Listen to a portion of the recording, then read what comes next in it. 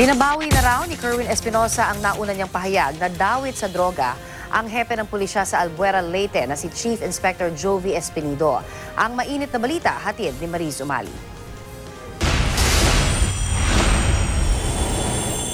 Nakausap ni PNP Chief Director General Ronald Bato de la Rosa si Kerwin at binabawi nito ang pagsangkot kay Albuera Leyte Chief of Police Chief Inspector Jovi Espinido sa illegal na droga.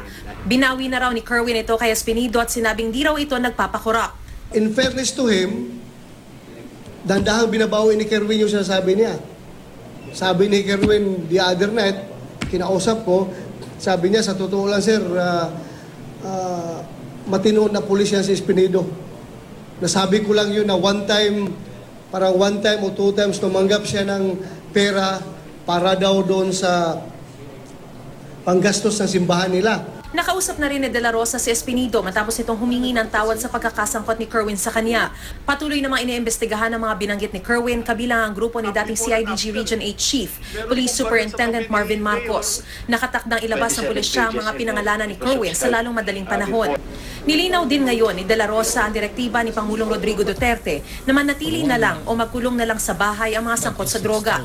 Dahil kung lumabas sila ay itutumba sila. Sabi ngayong umaga ni De La Rosa sa press conference matapos ang flag raising ceremony sa Camp Crame ay di porke lalabas ay babarilin agad. Aniya, ang direktiba ay huwag lumabas ng bahay at gumawa pa ng krimen o magbenta o magtulak ng droga.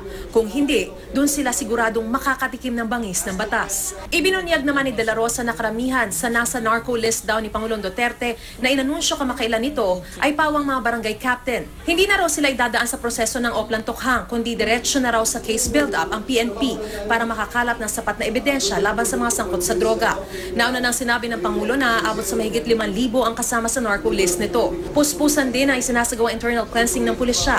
Katunayan nakatakda ng pirmahan ang hepe ng pulisyan dismissal papers ng lahat ng pulis na nagpositibo sa droga. Aabot daw sa 174 ito. Babala pa ni Bato sa kanila, wag na wag silang magtatangkang magpa-reinstate dahil di raw niya ito papayagan hanggat nabubuhay daw si Bato. Once mapirmahan ko ngayon, babay na kayo 174. At huwag na kayo mag-attempt na magpapa-reinstate dahil haharangin ko yung reinstatement ninyo. Pinaiimbestigahan din ni General Bato ang umano'y bombang natagpuan sa US Embassy, pati na rin ang mga kilos ng Maute Group sa Lanao del Sur.